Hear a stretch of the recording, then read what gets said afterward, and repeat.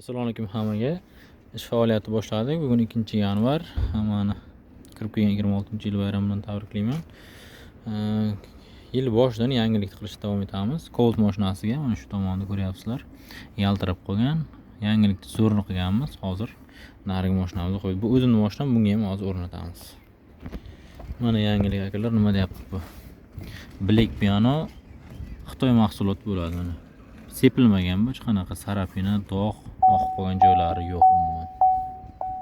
Uzoqdan ko'rinishi, knopkalar bosilishlari ham juda ham yaxshi.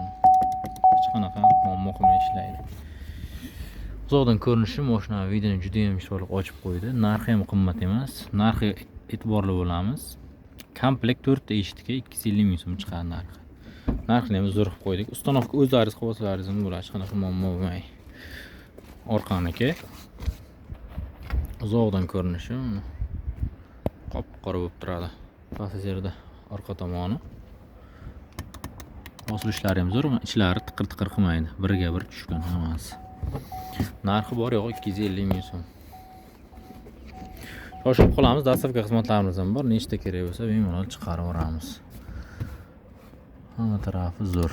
O'zimga juda ham yoqdi, shuning uchun o'zim mashinamga ham o'rnatib olaman. 4 ta shu black piano qismimiz 250 ming so'm. Narxi salgina ko'plar unaqa deyishi mumkin. Bu sepilmagan akalar, shuning uchun narxi ozgina qimmatroq chiqadi. Sifat bo'lganligi uchun, o'sha uchun narxi sal qimmatroq.